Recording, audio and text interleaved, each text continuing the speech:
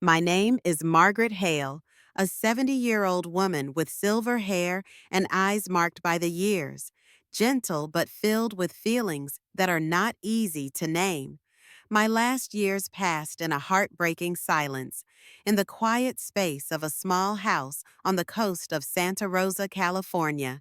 It was a place of heartbreaking peace, where every morning I woke up to the sound of waves lapping in the distance, a familiar sound like an old friend who had never left. The house was not large, but every corner held an invisible treasure. The memories of me and Henry, my late husband. Every step in the house reminded me of him. From the worn armchair where he used to read the newspaper to the faded wedding photo placed on top of the wardrobe, all were traces of a love that had once been alive, of a life that had once been full. I used to be a librarian, a job that required meticulousness, patience, and the ability to organize. And it was that profession that had shaped me. But now, those skills were only to maintain a space too vast for a lonely body. Then, one afternoon like any other, I sat on my familiar chair, holding an old, faded book in my hand, my eyes lost in the distant sea. I let out a sigh, closed the book, and suddenly felt strangely empty. I reached out to gently stroke Henry's photo frame, a vague smile appearing on my lips, but the corner of my eyes held a shadow of sadness. "Henry," I whispered, "do you see? The sea is still the same, vast and tolerant as ever. It's just, I'm alone now." My voice melted into silence, leaving only the ticking of the antique clock and the endless murmur of the waves like a sad lullaby. I stood up and slowly walked towards the old wooden cabinet where the most sacred things in my life were kept.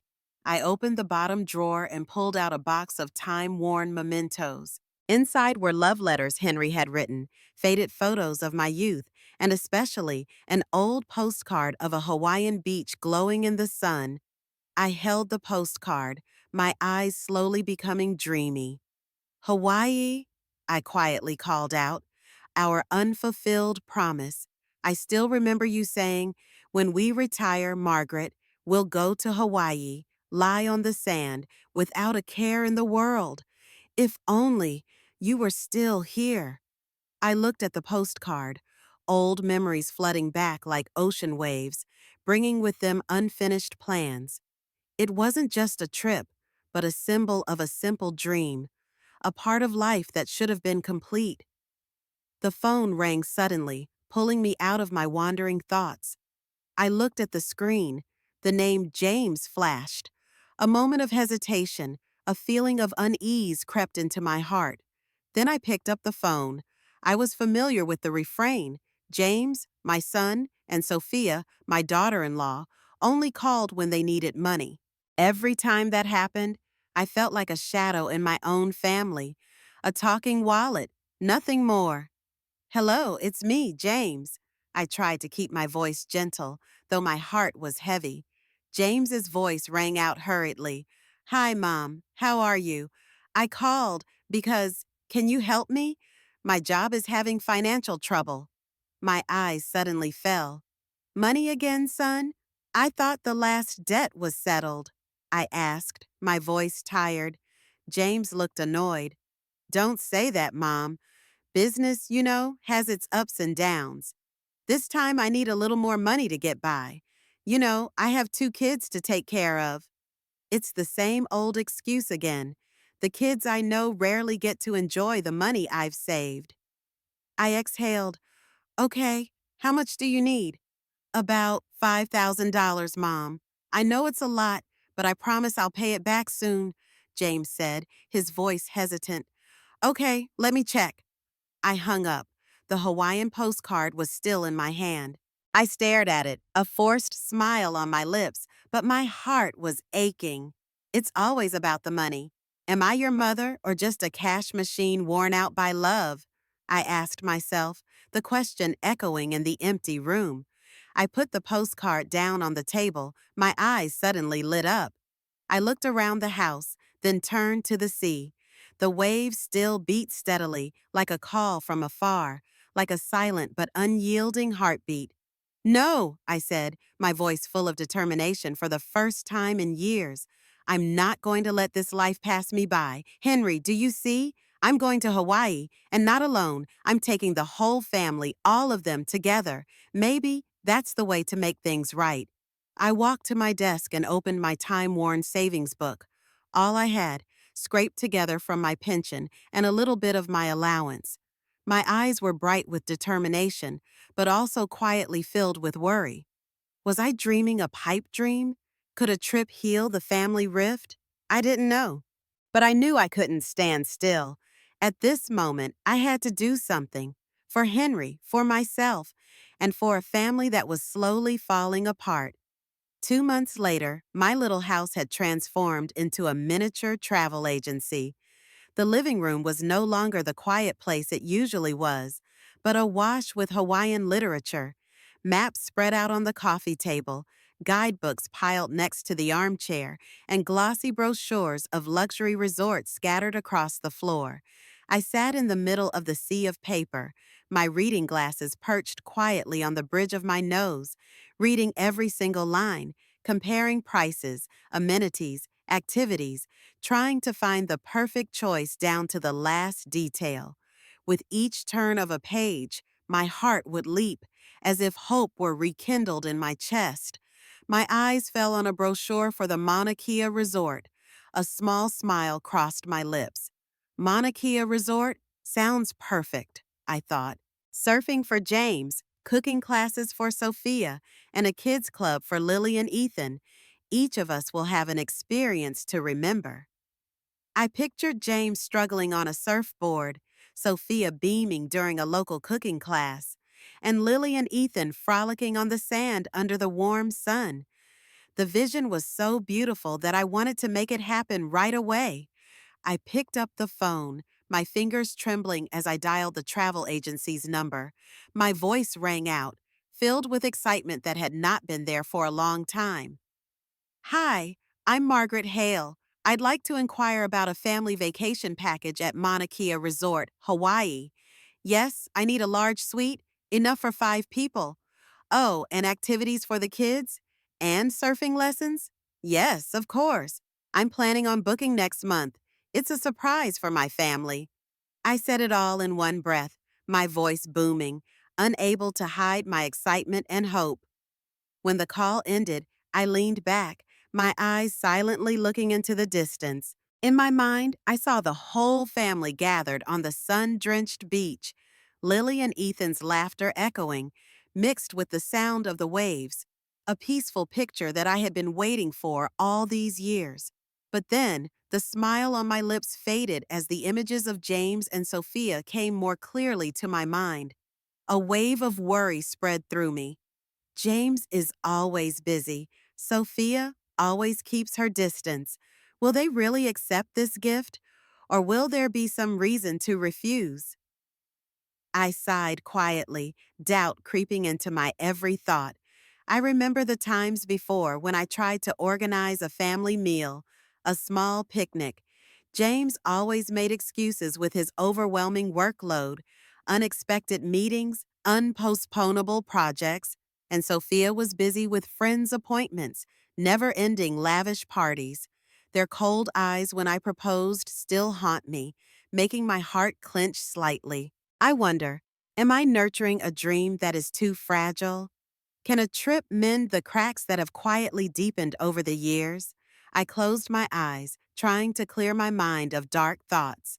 When I opened them, I saw a picture of my 2 grandchildren laughing by the beach. Lily with her soft, curly hair blowing in the wind and her sparkling eyes. Ethan with his innocent, radiant face. A small but warm light suddenly lit up inside me. But what about Lily and Ethan? I'm sure the kids will love it. Lily has always loved the ocean. She's always been the closest to me. An idea struck me. I smiled, a sly smile, as if I were surprised that it had appeared on my face. It will be a surprise, a special dinner, a very formal gift. How could they refuse such a gift, right?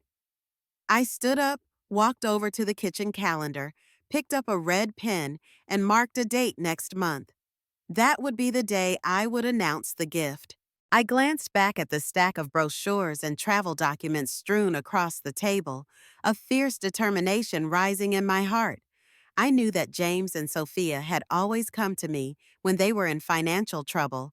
It was a habit, and I had responded more than once out of love and a desire to keep them close. And so, deep down, I still held out a hope that this time would be different, that this trip would be the final glue that would hold the pieces together. Whatever it is, it's the only thing I can do, I said quietly to myself. Hope. Hope it's enough. Hope it can bring some warmth back into this cold house, to people who have long since lost the ability to love. I pressed my hand to my chest, feeling the soft but steady beat of my heart. A new chapter was opening, uncertain, not easy, but I, Margaret Hale, was ready to enter, whatever the end. The fateful day finally arrived. I woke up early, my heart filled with a smoldering excitement. It seemed as if the entire familiar little house was lit up by a gentle light lit from my heart, a heart filled with hope. I put on my favorite apron and began preparing an elaborate dinner as if it were a sacred ritual. The rich aroma of steak gradually spread, mixed with the smell of fresh salad and the sweet smell of baked apples. The cake I had spent the afternoon carefully tending to the fire to perfection, slice by slice. I meticulously spread a pure white tablecloth on the old dining table, placed the shiny silver cutlery in the right place, and adjusted the vase of fresh flowers neatly placed in the middle of the table as the highlight of a picture arranged with all my love. Each flower, each plate was like a sincere whisper I sent, as if I was building a small world in which everything was taken care of to say one thing: stay, love each other. I looked at the clock many times, my heart filled with anticipation. Each minute passed like a slow and longing wave, but I was patient because I believed that this wait would bring laughter, warm eyes that I had longed for so long, James's favorite steak, fresh salad for Sophia, and delicious apple pie. Lily and Ethan will love it, I muttered, reminding myself of that belief. How long has it been since we've all sat down to eat together? I smiled, filling my mind with beautiful images of a cozy dinner, where everyone was chatting, where my loneliness was finally filled. The doorbell rang, interrupting my thoughts. I hurried to open the door, a bright smile on my face. Before me stood James, my son, his face haggard and his gaze fixed on his phone. Sophia, my daughter-in-law, appeared behind me, carefully made up, her eyes distant and cold. My two grandchildren, Lily, 15, quiet with a slightly lost look, and Ethan, 12, eyes glued to the game screen, followed like tired shadows. Welcome, kids. I have prepared a special dinner, I said, unable to hide my joy. James glanced at his watch, his voice hurried and insincere. Sorry, Mom, I have an urgent meeting. Everything is so rushed. A familiar line, like 100 times before. Sophia walked in, still holding her phone, her voice nonchalant. Yeah, there was a terrible traffic jam, Mom. I'm really exhausted. She didn't even look at me. Ethan didn't look up, just asked, Grandma, is there Wi-Fi? I'm almost at the next level. I sighed softly. The greetings, the hugs, the gentle eyes, all seemed to have disappeared long ago. Only Lily came to me, her eyes gentle and her voice warm. Hello, how are you? Dinner smells so good. Her words were like a fragile ray of sunlight entering the cold room. I took Lily's hand, my heart softening. Hello, Lily, dear. I'm so glad you came. But as my eyes drifted to James and Sophia, the sadness returned. During dinner, I tried to make conversation, asking James about work, asking the kids about school, sharing a few old memories that I thought would make everyone smile. But my efforts were in vain. James answered curtly, his eyes averted. Sophia barely took her eyes off her phone. occasionally tilting her head to whisper something to James, quiet enough for me to not hear, but enough to make me feel like an outsider. Ethan was completely absorbed in his virtual world, not paying any attention to anyone. Only Lily tried to answer me with a few small questions, but every time she opened her mouth, her mother would shoot her a look that would shut her up. I put down the knife and cleared my throat. I have something to tell you, I said, my voice shaking slightly, both with excitement and with an unnamed fear. James and Sophia looked up, eyes defensive. Ethan didn't look up. I smiled, trying to hide my emotions, and pulled out a large envelope from behind me. Mom booked a trip to Hawaii, Mauna Kea Resort, an all-inclusive week for the whole family. This is my gift to all of us, so we can spend time together as a real family. I looked at each face, my eyes shining with hope, waiting for a simple joy, acceptance. But no, the response made my heart clench. James frowned, saying nothing. Sophia smiled faintly, a smile that made me feel like I had done something wrong. James sighed, his voice cold and numb. Hawaii, Mom? I'm not sure. Work's been really stressful. Maybe I can't go. Sophia interjected, her voice tinged with sarcasm. Well, James has a very busy schedule. And Hawaii, that sounds a little too fancy for a family trip, don't you think? My smile faded. I shook my head. Too fancy? This is all my savings. I just wanted us to have some time together as a family. I understand, James replied, not daring to look at me. But, it's difficult. Maybe another time? Lily looked up at her parents, then back at me, her voice pleading. But Dad, Hawaii sounds great. I really want to go. Sophia cut in coldly. Come on, Lily. Adults have things to worry about. This isn't for children to decide. I felt as if a boulder was pressing down on my chest. In front of me were cold, indifferent faces. The place where I had hoped to find connection, now there was only an invisible wall. The months of preparation, the hope, the silent love, all were dismissed with a few indifferent words, a few impatient glances. Well, just eat. I just want everyone to be happy, I managed to say, my voice choked, more to myself than anyone else. The room fell silent again. I tried to swallow the steak, but my throat was dry. Tears welled up in my eyes, but I bit my lip, holding them back. My dreams, a family dinner, a bonding trip, all evaporated like smoke, leaving behind a painful truth. I had loved too much in a family that no longer knew how to receive love. For several days after that fateful dinner, my heart was still heavy as a stone. The feeling of being overlooked, of being pushed aside from family life, still burned, like a wound that refused to heal in my heart. I tried to reassure myself that maybe James and Sophia were simply too busy, that they weren't good at expressing their feelings.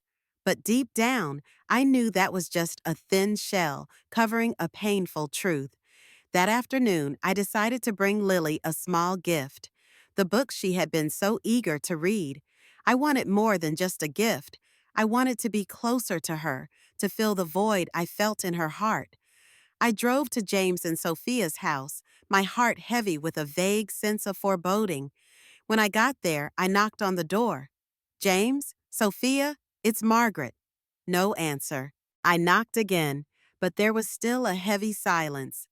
The door was unlocked. I pushed it open and entered, trying to keep my steps light. The familiar house was as messy as ever. Children's toys, books, clothes, all strewn about like a chaotic picture of everyday life. From the living room came the voices of James and Sophia, tense and irritable. They must be discussing something, I thought. I'll just leave the book with Lily and leave quietly. I walked closer to the living room and stopped. The sight before me made my heart clench. James and Sophia were standing there, their eyes glued to the Hawaii tickets I had saved up to give them. But there was no joy, no gratitude in those eyes, only disdain, cold calculation. Sophia's voice rang out, clear and sharp, cutting into my heart like a thin, sharp knife. James, do you really think your mother is serious about going to Hawaii? A family trip? You know damn well she would never leave this little town. She's old and all cowardly. I stood there, frozen. My blood stopped. I wanted to cover my ears, to turn away, to believe I had misheard. But then James's voice rang out, each word like a nail hammered into my heart. You're right. Mom would never consider going away. She's old, and that resort is too modern. Besides, having Mom along would just be cumbersome and inconvenient. She likes quiet. She's not good at noisy places. Hurt crept through my body like a cold current. Complicated? Inconvenient? Was that the image my son carried of the mother who raised him? Sophia continued, her voice dripping with sarcasm. So what do we do with the ticket? We could probably sell it for a pretty penny. I felt an iceberg forming in my chest, growing, squeezing my heart until it was suffocating. They were going to sell the gift I had saved my whole life to buy? No, this couldn't be true. But then James's answer came like a final hammer blow, crushing my last shreds of hope. No, honey, we'll use it. But just us and the kids. Mom will understand. She's always been so accommodating. Just say it's not suitable for seniors. Sophia laughed, a triumphant, venomous laugh. Wonderful. A perfect vacation without your mother getting lost or complaining. We'll be completely free. I froze. The book in my hand fell to the floor, making a soft but resounding sound like thunder in a clear sky. James and Sophia turned, their faces pale as they saw me standing there, petrified, like a ghost in a room full of lies. Their eyes went wild for a moment, naked and frightened like those caught betraying the most sacred thing. My eyes, which had been filled with pain at first, now flared with a fierce anger, burning away any remnants of patience I had. Children, what are you talking about? My voice trembled, small but heavy as lead falling to the bottom of my heart. James stammered, his face pale. Mom, when did you come? I, I. Sophia, regaining her composure faster, hastily corrected herself, trying to sound carefree.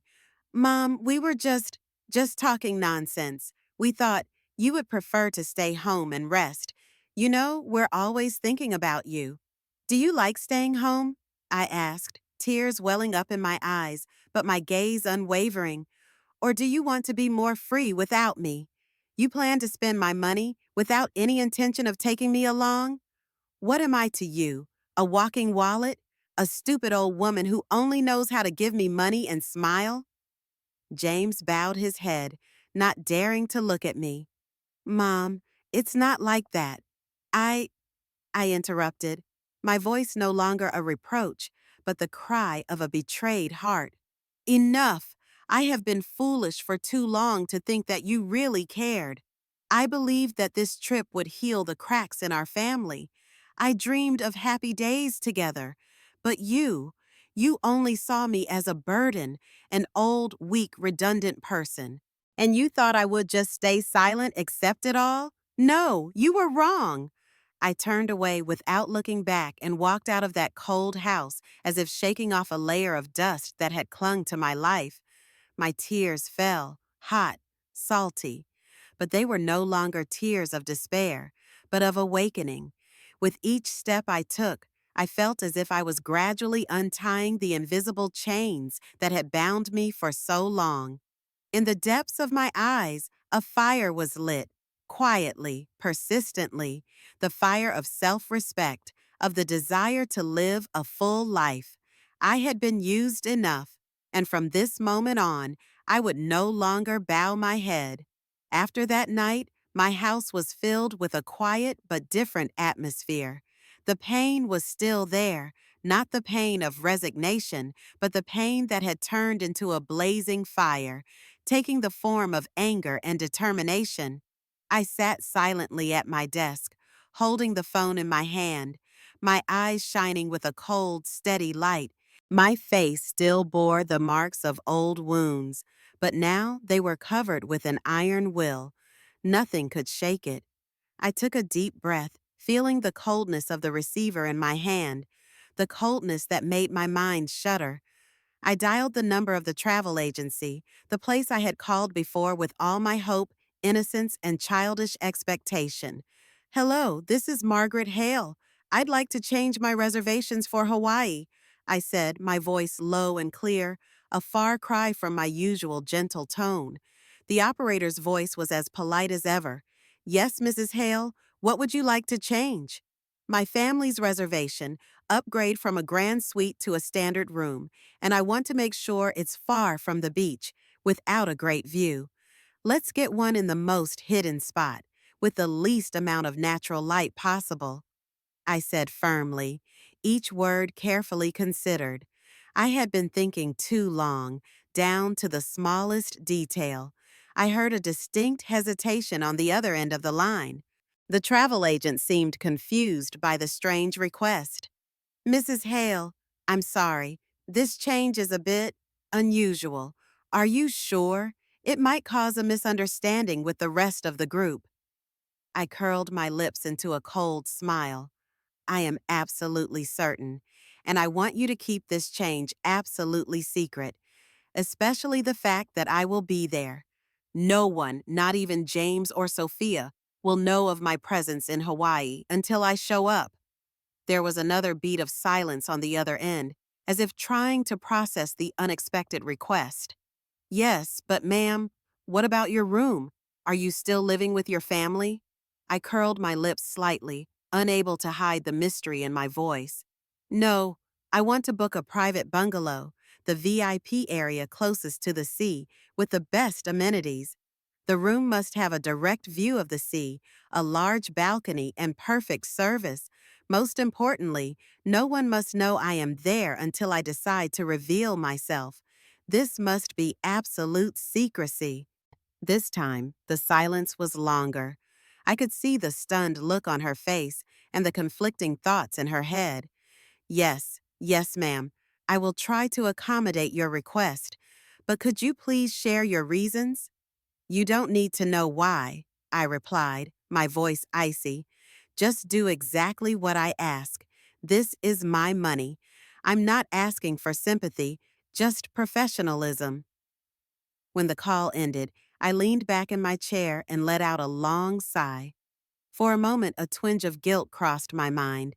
I thought of James and Sophia's disappointed faces when they realized the room wasn't what they'd expected. But that feeling was quickly drowned out by a wave of anger and a bitter sense of justice. I had sacrificed too much, been trampled too much by their selfishness and indifference. It was time to live for myself, to reclaim what was rightfully mine.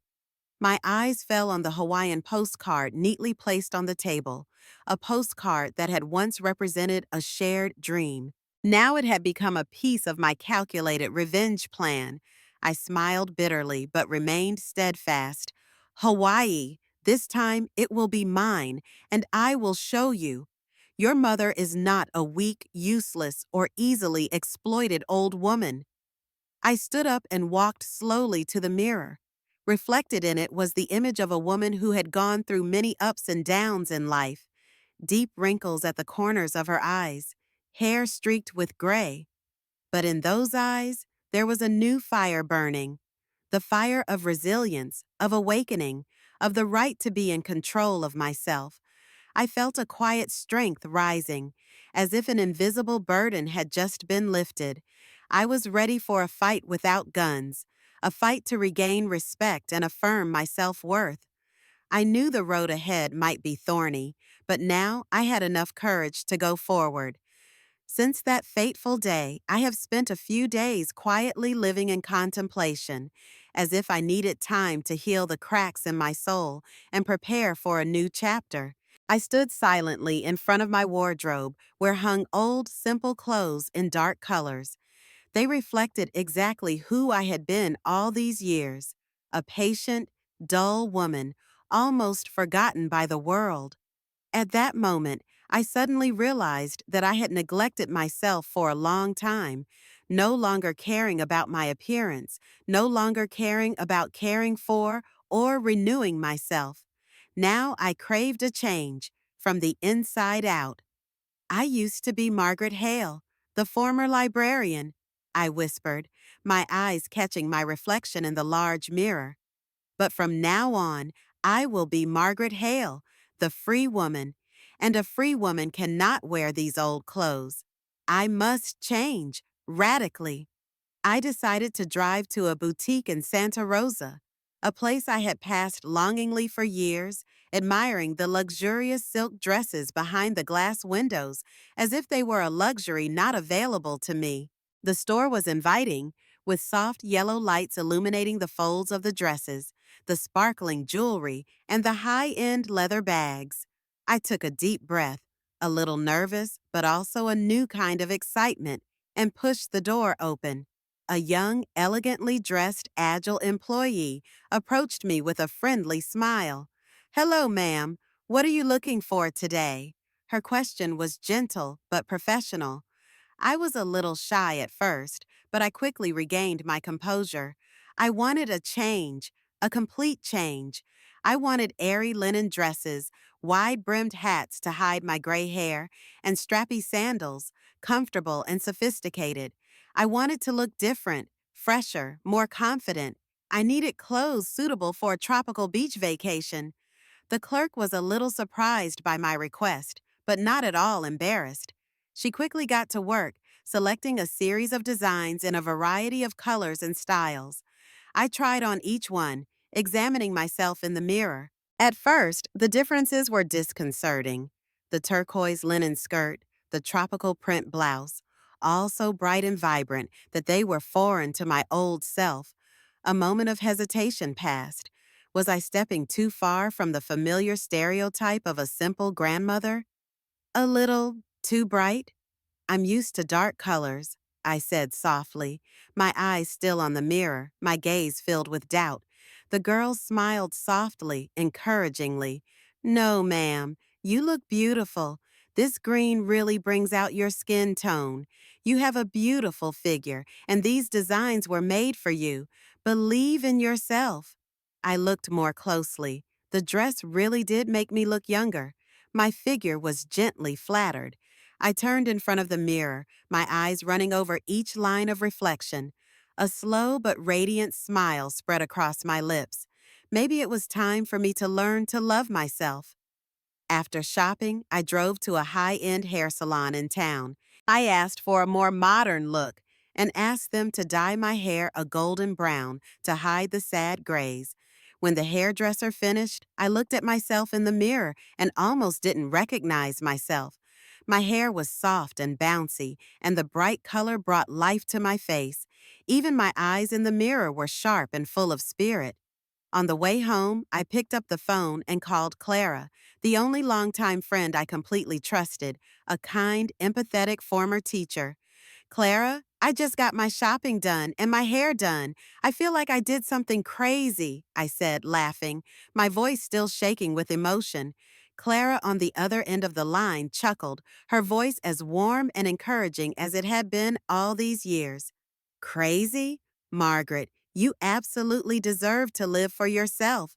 You've sacrificed so much. It's time for you to step out of the shadows.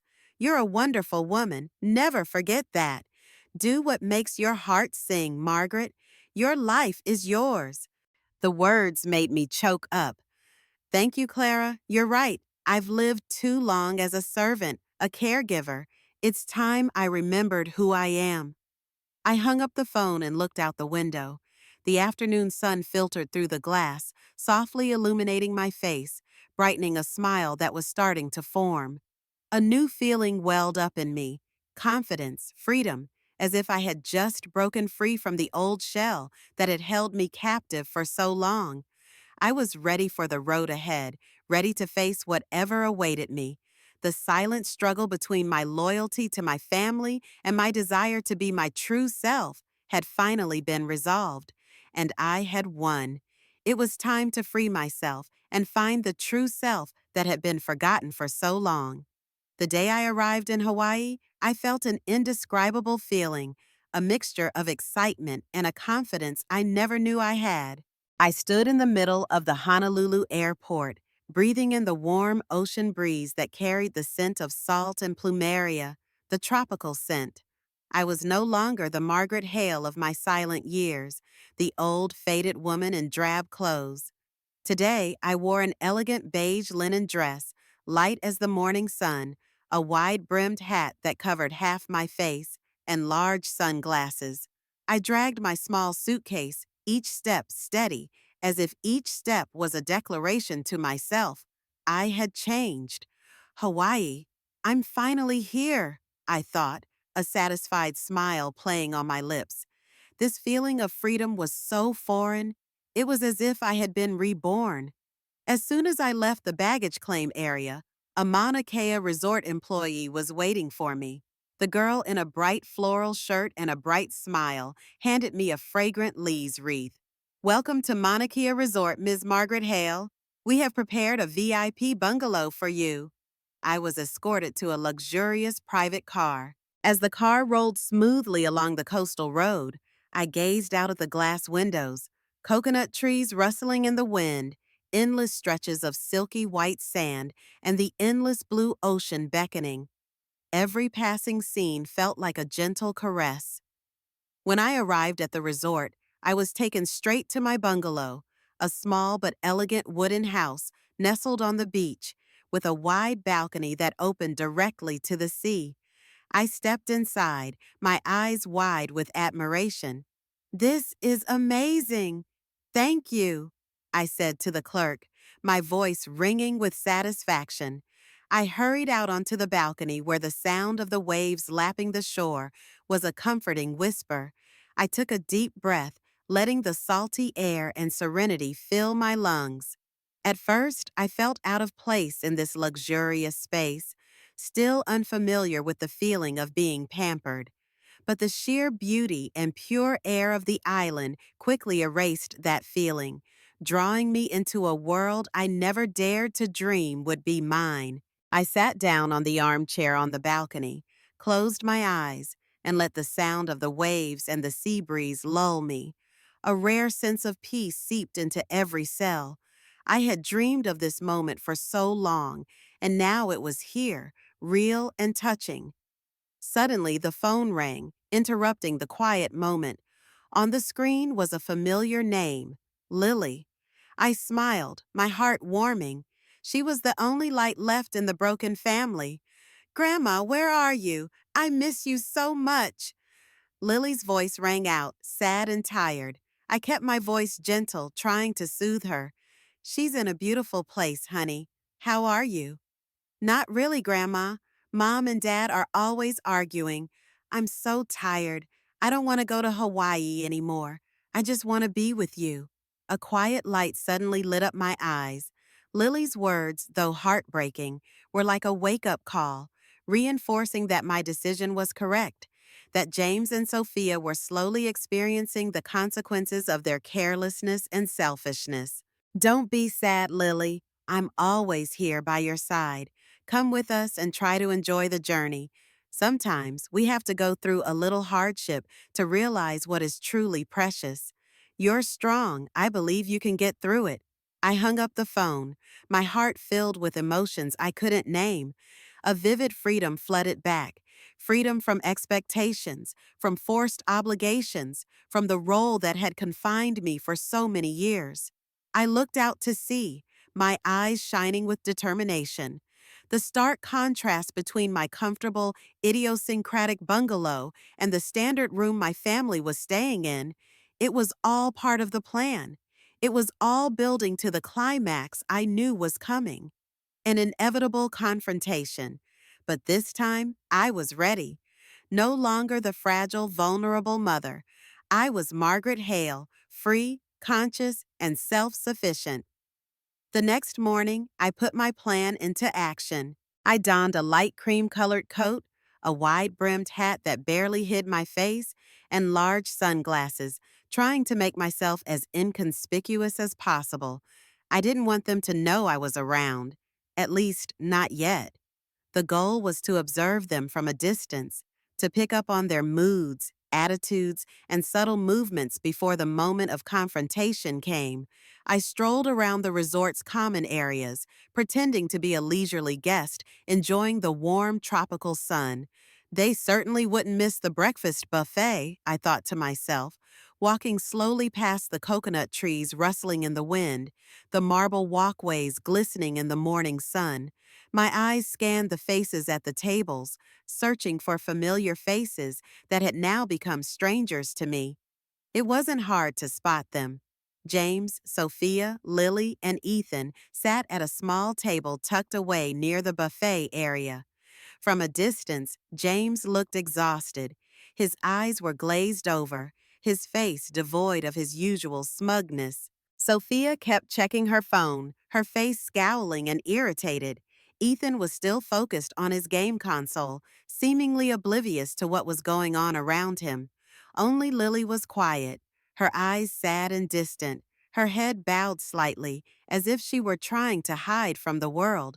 I stopped a few feet away, pretending to be absorbed in the juice bar. A pang of guilt washed over me as I saw Lily's sad eyes. She had done nothing wrong. I never meant to hurt her, but I forced myself to push it aside. I can't be soft now, I told myself. This is their chance to learn a lesson. James and Sophia especially, they're going to have to suffer the consequences of their own greed and carelessness. From where I stood, I could hear Sophia grumbling to a concierge.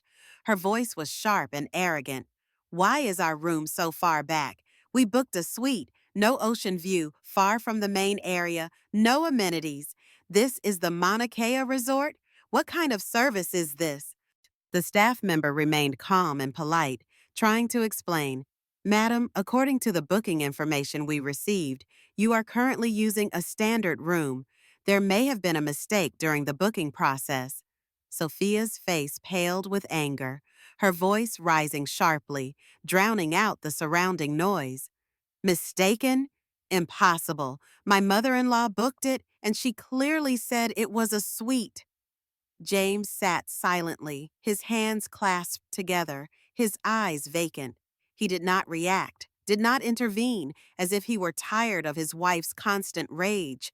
His whole person exuded a numb resignation. Sophia turned to her husband, her voice harsh and urgent. James, are you going to leave it like that? Do you think this is acceptable? We spent so much money just to get that tiny room back? James let out a heavy sigh, then replied wearily, Come on, Sophia, don't make a fuss. Maybe there really is a mistake. Just let it be. His voice was flat, lifeless, as if his wife's displeasure had no power to stir his weary mind. I curled my lips, a small, discreet smile, a smile of quiet satisfaction. For a moment, I felt a little restored. They were experiencing a small inconvenience, a small loss, if only superficial, compared to what I had endured over the years. It was not bitter revenge, but necessary symmetry, a small act of justice, but a worthwhile one. I continued to stroll through the resort, the wind caressing my skirts and the warm sunlight brushing my shoulders. I passed the sparkling silver pool, the lush gardens filled with the scent of tropical flowers, and the laughter of carefree guests enjoying their vacation. It was all picturesque, worth every penny I had spent, and I, Margaret Hale, was enjoying every minute of it, while those who had despised and taken advantage of me were now mired in resentment and dissatisfaction.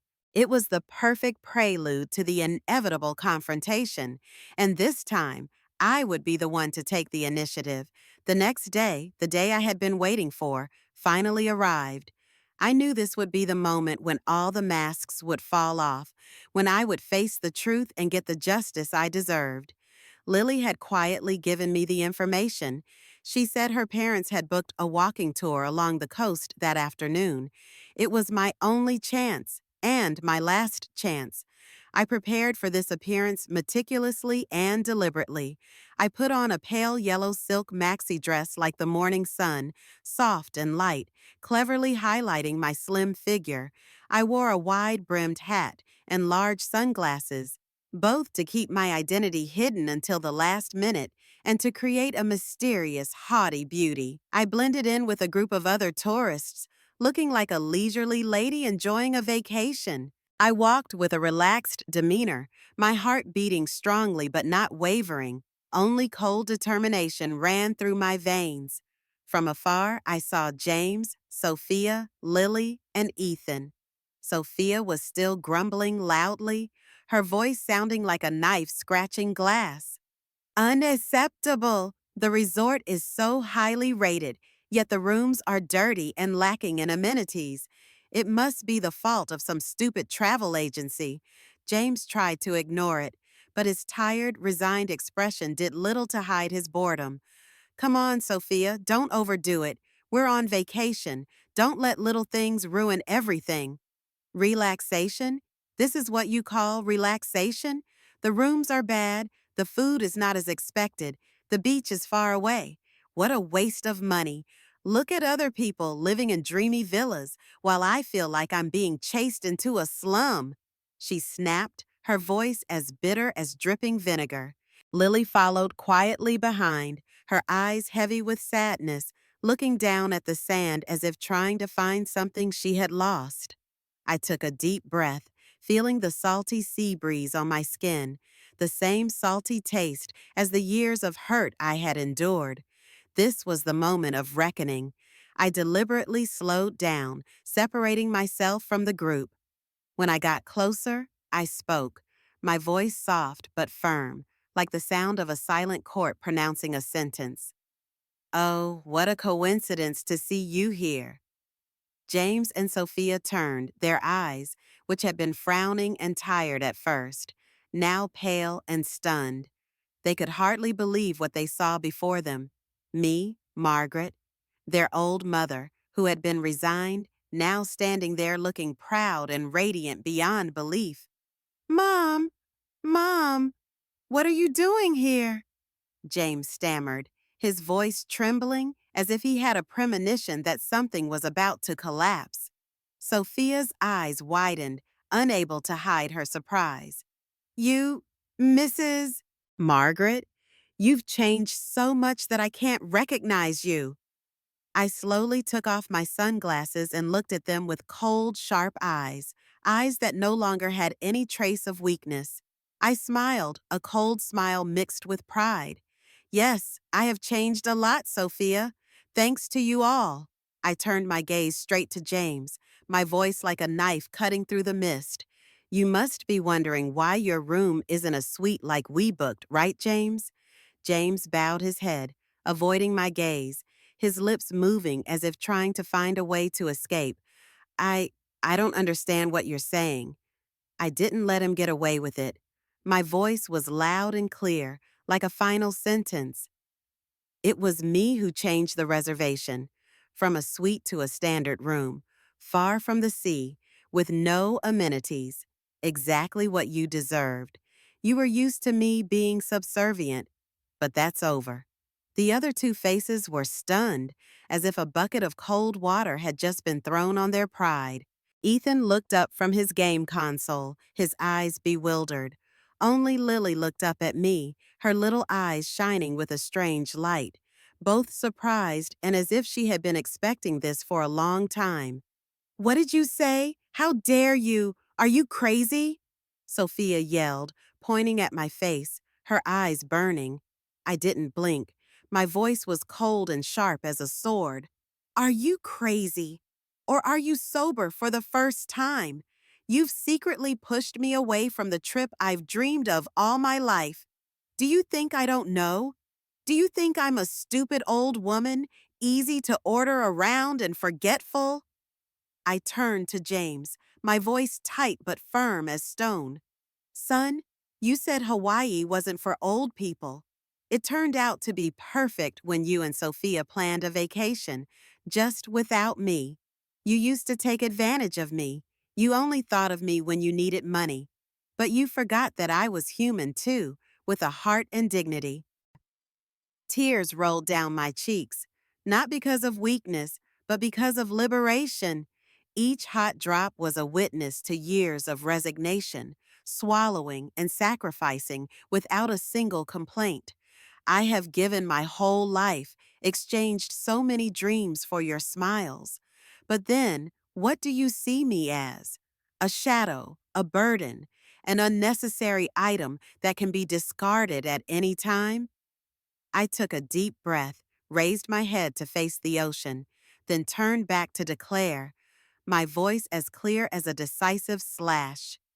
But from now on, it will no longer be like that. I will no longer sacrifice unconditionally. I will live for myself.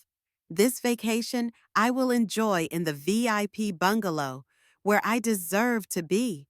As for you, enjoy the standard room and wonder why everything turned out like this. I turned away. Each step on the sand was a relief, light and proud. James and Sophia stood still, shock still etched on their faces, anger and shame mingling into one pathetic expression. Ethan was still standing there, his eyes lost. As for Lily, she watched my retreating figure, her eyes shining with a strange admiration. And somewhere, a new hope was kindled in her little heart. It was not just a confrontation, it was a moment of awakening. It was a beginning.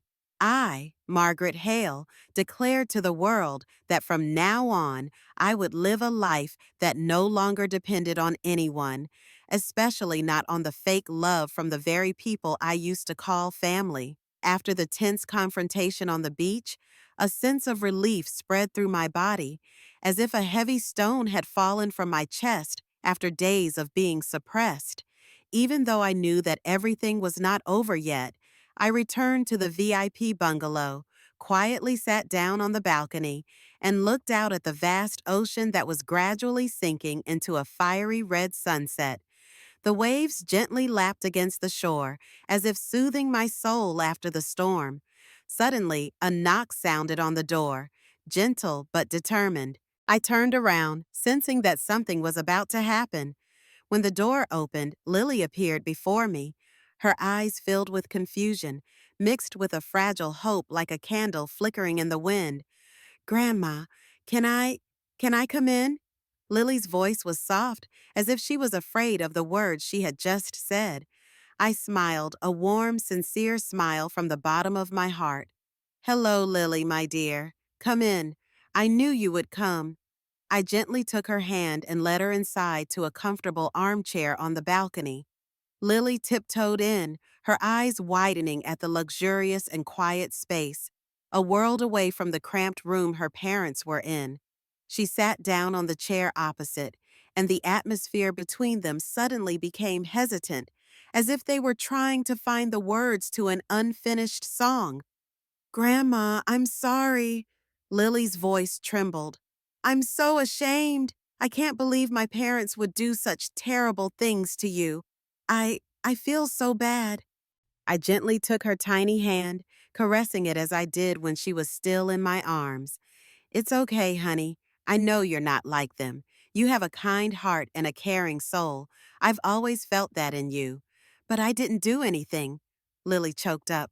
I heard everything, but I kept quiet. I was afraid they would be angry. I didn't dare defend you. You don't have to blame yourself, I said, my eyes softening. You're still so young, and the fact that you came here, that you faced your feelings, is very brave. You chose to stand on the side of love. That speaks louder than words, and I'm proud of you, very proud. We were silent for a moment. The sea still murmured beneath the crimson horizon, softly singing a lullaby to the weary souls. Lily leaned her head on my shoulder, her small body trembling slightly, but I could feel the peace spreading from her breathing. I stroked her soft hair, an old gesture I had done 1,000 times when she was a child. Now it had a new meaning. Lily, I said in a low voice, do you know why I had to do this?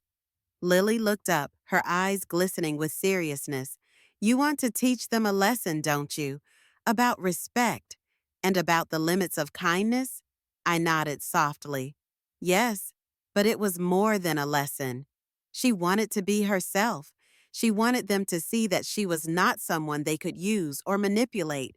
She had lived her whole life for others, sacrificing all her dreams and desires. Now it was her turn to live for herself. Lily's eyes lit up, a clear, pure light, as if she had just seen something great. I understand. Grandma, I don't want to stay with them anymore. They fight all the time and I feel so tired. Can I stay with you? I want to stay with you. I want to learn to be strong like you. My heart felt like it was being squeezed, not from pain, but from overwhelming emotion.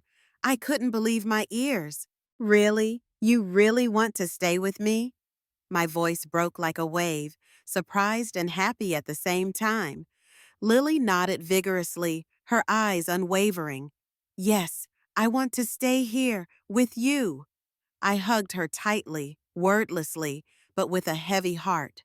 Of course, my dear, this will be our home, a home of truth, of unconditional love.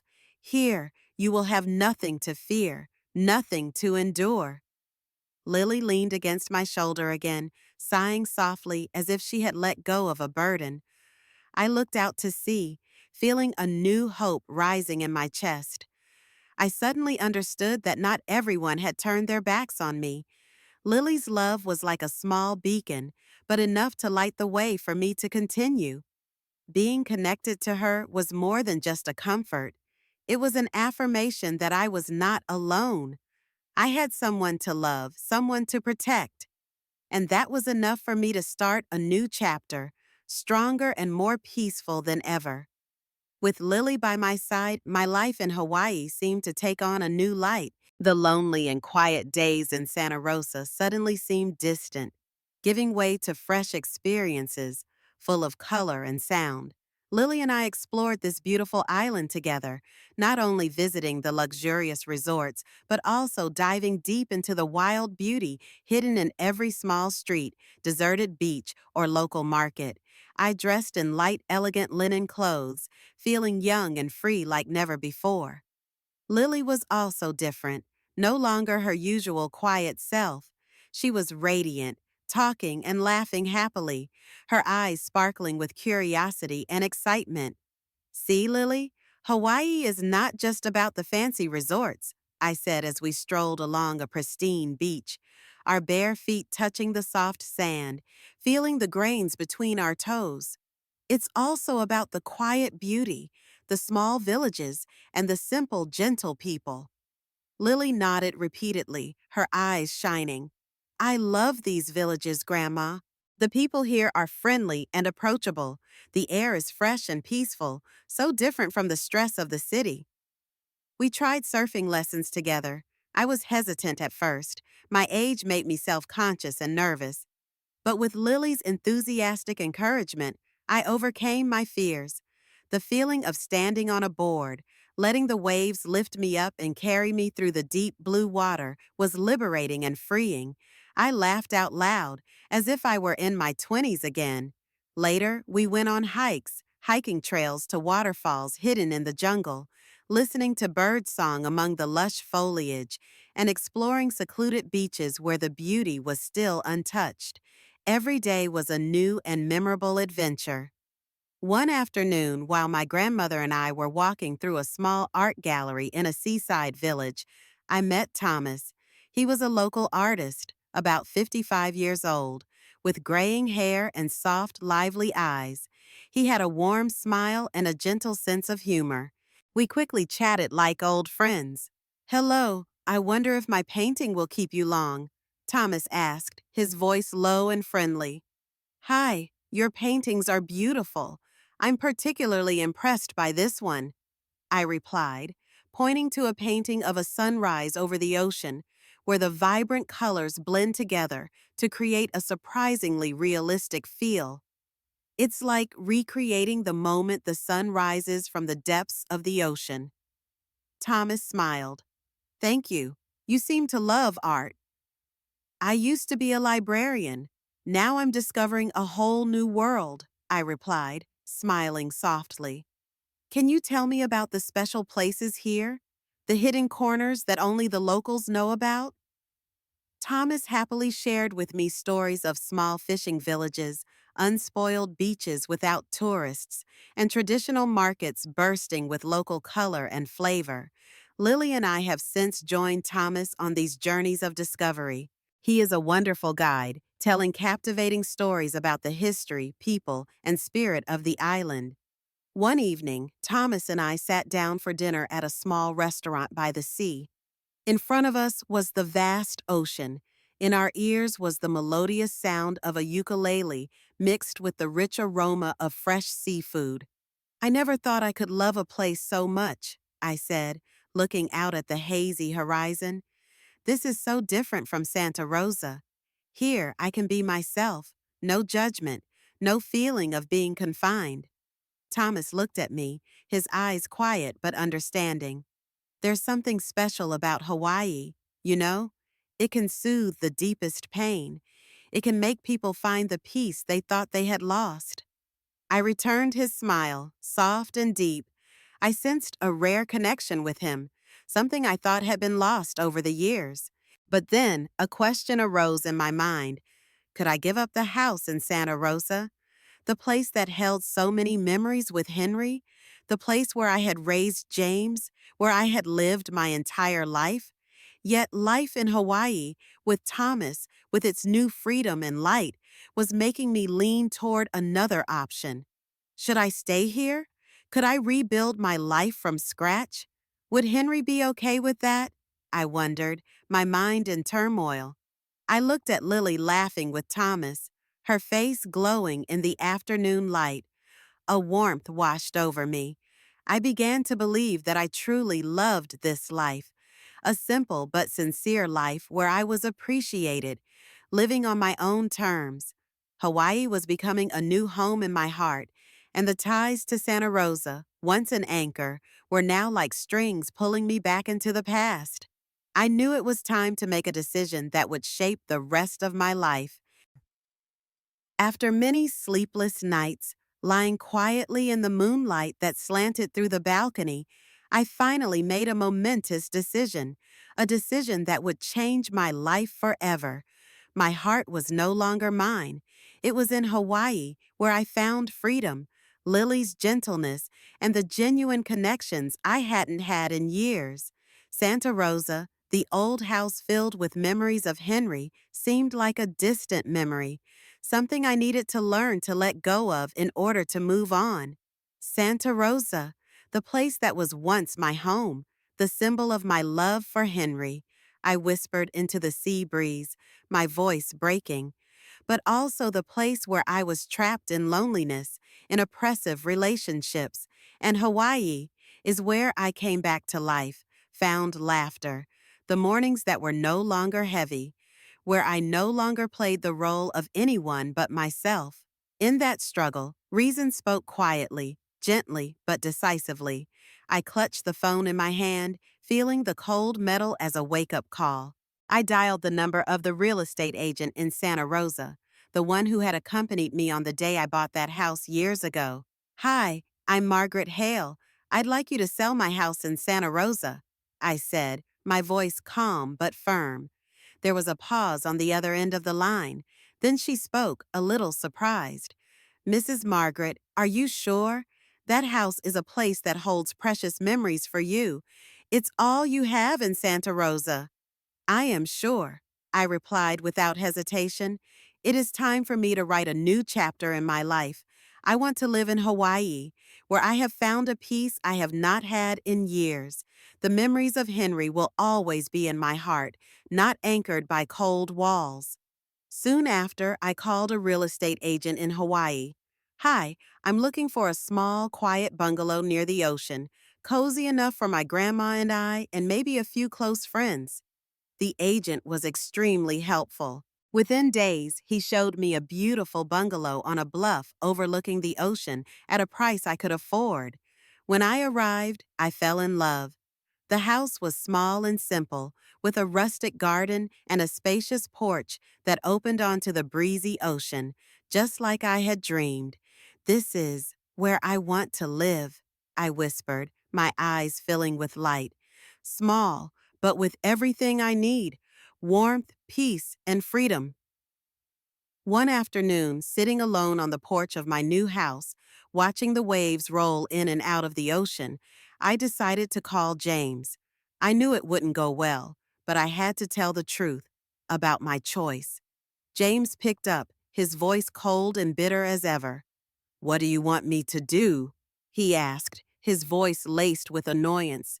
"I wanted to let you know that I have decided to stay in Hawaii, and I am also selling the house in Santa Rosa," I said, each word clear and decisive.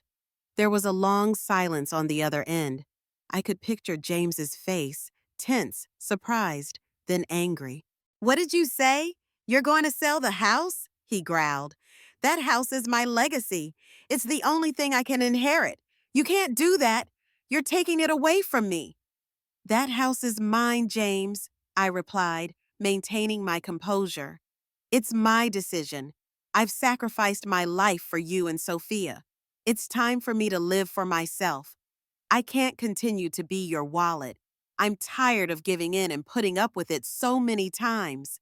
"Mom, you have no right. I won't let you sell it. I won't allow it," James almost screamed, his voice full of threats and agitation. "Whether you agree or not, I will do it," I replied, my voice calm but sharp as a knife. "My life, I will decide for myself. I am no longer someone you can control. This is my final decision." I hung up the phone, my heart a jumble of emotions. I was faced with the fear of rejection, of condemnation, and of an uncertain future. But mixed with that was a profound sense of relief, as if a huge weight had been lifted off my shoulders. I was no longer the woman who always put others before herself, no longer living up to the expectations of my children or the expectations of society. The decision to sell the house might anger James and Sophia, who considered it part of their assets. But I didn't care. For the first time in years, I had chosen myself, and I knew it was the right thing to do. The decision to stay in Hawaii and sell the house in Santa Rosa was like a spark that lit a fire in the dry straw between James and Sophia. They called me incessantly, sent me emails, and even threatened to sue me. But all those angry and threatening words now sounded like a lost wind in the vast ocean. I had endured enough suffocating days, enough nameless sacrifices, and now I had no reason to retreat before the old ghosts of duty and obligation. "They will never understand me," I thought quietly, sitting on the porch of my new house, watching the sunrise tinge the sea. "They only care about profit and legacy. My heart and soul, they have never cared about." And so, a new chapter of life truly began. Lily, my niece, was not only a companion, but also a small light that illuminated a heart that had once grown cold. She quickly integrated into the rhythm of life here, finding happiness in simple things, running along the dewy sand in the morning, playing with the waves in the afternoon, or just sitting for hours under the shade of a coconut tree, her eyes following the pages of a book and her ears listening to the whispering of the sea. "Grandma, I love it here," Lily chirped, her eyes as clear as the sky after a rain, as we cut ripe papayas for breakfast. "There are no yelling voices, no frowning faces, just peace." I smiled softly, my eyes filled with happiness. "Me too, honey. I feel strangely at peace." The small bungalow is now a true home. I decorate it with simple yet elegant objects, reflecting the Hawaiian spirit, rustic yet colorful. Thomas's paintings, vibrant, powerful, are hung throughout the house, breathing artistic life into each wooden wall. I tend to the small garden in front of the porch, planting banana flower bushes, wild orchids, and some fragrant mint. Thomas, the lonely artist who quietly entered my life, is now a precious confidant. We often stroll along the beach every afternoon, watching the red sun sink into the sea. He tells me about the colors, the emotions that only painting can express. I tell him about the past years, bitter, quiet, With him, I can listen, understand, be myself. He also takes me to places unnamed on the tourist map, peaceful coves, quiet flower blooming roads that only the locals know. One evening, as we sat on the porch, watching the stars fall in clusters into the deep night, Thomas turned to me. Margaret, are you happy? I looked at him, my eyes sparkling with gentle satisfaction. I never thought that, at this age, I could find happiness. I used to believe that my life was just a series of days of patience and sacrifice, but now I have found freedom, joy, and a meaningful life. I have found myself again, my true self, after so many years of being lost.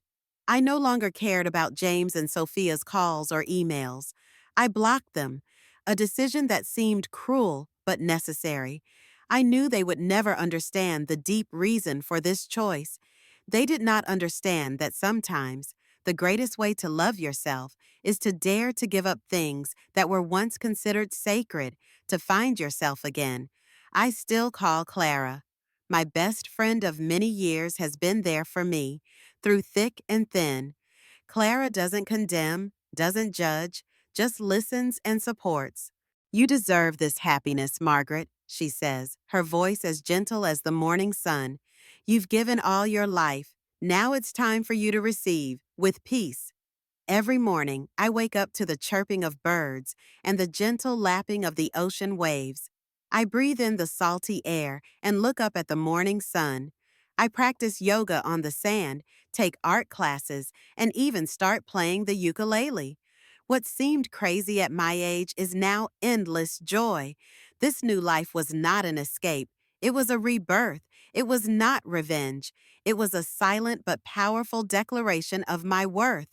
I had found peace of mind, freedom of spirit, and a new family, people who loved me not out of obligation, but for who I was. I, Margaret Hale, at 70, had finally reached the happiness that had eluded me all my life.